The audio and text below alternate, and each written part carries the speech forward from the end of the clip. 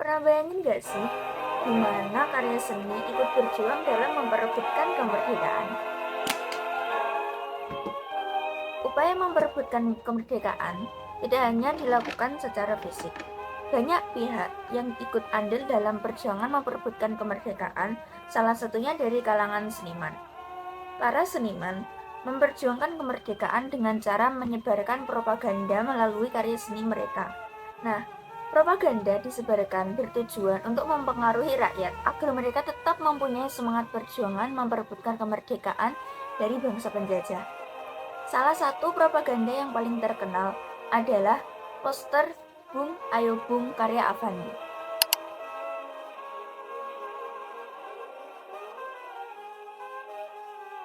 Poster Bung Ayo Bung karya Affandi ini dibuat pada tahun 1945 menggunakan cat tube yang diencerkan dengan bensin di atas kertas pastur. Poster ini berukuran 50 x 70 cm. Poster ini dibuat oleh Affandi atas perintah Bung Karno yang kemudian direalisasikan oleh Affandi. Dullah, salah satu seniman juga, adalah tokoh di balik model yang digambar oleh Affandi. Jadi Dullah menjadi modelnya, terus Affandi yang menggambar. Kemudian slogan Bung Ayo Bung berasal dari penyair Chairil Anwar. Figur manusia yang sedang memegang bendera dan memutus rantai itu mengilustrasikan itu adalah bangsa Indonesia yang ingin lepas dari penjajahan. Rantai yang ada di sana itu dimaksudkan sebagai rantai penjajahan. Kemudian latar belakang atau background bendera merah putih itu mengilustrasikan kalau bangsa Indonesia ingin merdeka lepas dari penjajahan yang membuat bangsa Indonesia menderita. Background warna putih yang bermakna sebagai kemerdekaan Indonesia bersih berasal dari semangat bangsa Indonesia untuk merdeka. Kemudian tipografi Bung Ayo Bung. Jenis huruf yang digunakan dalam tipografi Bung Ayo Bung adalah jenis huruf script atau huruf yang menyerupai tulisan tangan. Jadi bukan huruf yang formal dan kaku, tapi huruf ini tuh terkesan lebih santai dan penulisannya itu dibuat agak miring ke kanan. Kenapa sih menggunakan huruf script ini? Karena agar terkesan lebih spontan, personal, dan penuh emosi.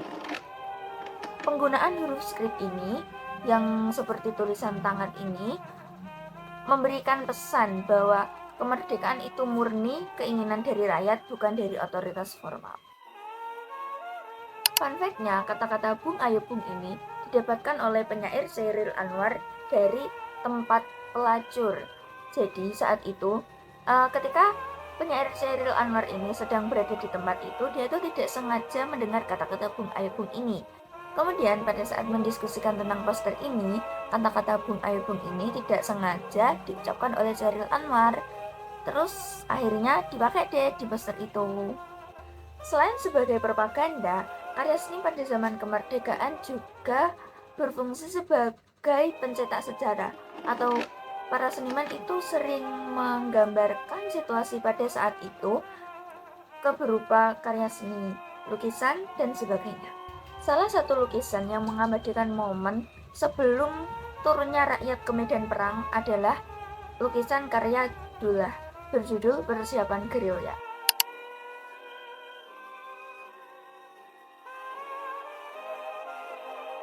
Lukisan ini dibuat pada tahun 1949, bermedia cat minyak di atas kanvas. Ukuran dari lukisan ini adalah 179 x 197 cm. Sekitar tahun 1948 sampai 1949, Dullah, salah satu seniman Indonesia, mengusulkan kepada Bung Karno untuk membuat sebuah lukisan bertema kemerdekaan. Bung Karno mengiyakan kemauan Dullah dan menginstruksikan agar pengadaannya dikoordinasikan dengan Kementerian Penerangan. R.M. Haryoto yang saat itu menjabat sebagai Sekretaris Jenderal Kementerian Penerangan memberikan surat resmi kepada Dullah untuk segera memproses karya seni atau lukisan tersebut. Lukisan Persiapan Gerilya ini menggambarkan situasi di mana persiapan rakyat sebelum memasuki medan perang. Dalam lukisan ini, Ada bermacam-macam gestur yang berbeda yang tentunya masing-masing memiliki makna dan maksud tersendiri. Yang pertama ada gestur pejuang melihat jam tangan. Gestur melihat jam tangan ini melambangkan pentingnya koordinasi waktu dan strategi. Selain itu, juga sebagai simbol disiplin dan kesiapan mental para pejuang. Yang kedua ada gestur membersihkan senjata. Gestur membersihkan senjata ini menunjukkan perhatian terhadap peralatan perang dan kesiapan teknis sebagai simbol kesiapan menghadapi musuh dengan perlengkapan yang optimal. Yang ketiga ada pejuang memegang kotak amunisi. Gestur memegang kotak amunisi ini menandakan persiapan logistik dan keberlanjutan dalam pertempuran dan kesiapan menghadapi pertempuran berkepanjangan. Yang keempat ada gestur pejuang melinting rokok. Nah, gestur melinting rokok ini menggambarkan momen relaksasi dan kebersamaan di tengah ketegangan. Yang terakhir ada gestur pejuang sedang meminum atau menenggak air kendi. Gestur ini menunjukkan atau melambangkan sebagai pemenuhan kebutuhan dasar sebelum menghadapi tantangan besar, sebagai simbol kehidupan dan keberlanjutan di tengah perjuangan.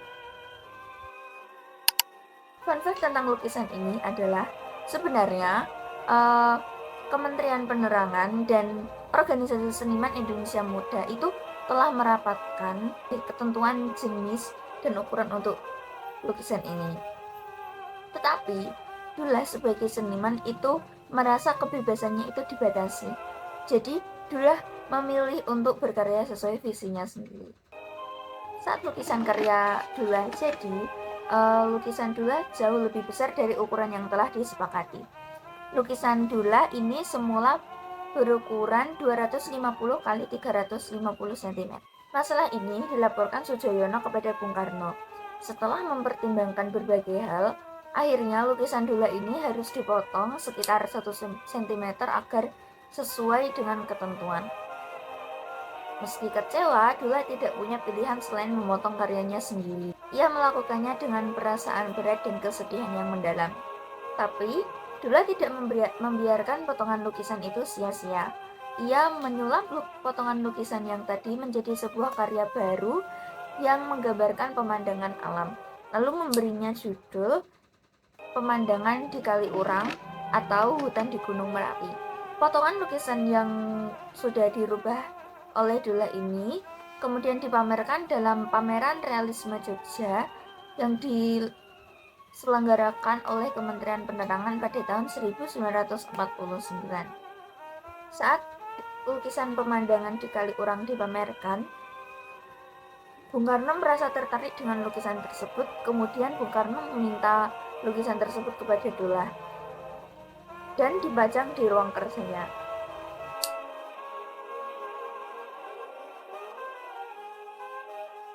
Sekian video singkat dari saya. Mohon maaf apabila ada salah perkataan. Sampai jumpa di video berikutnya. Bye bye. Terima kasih.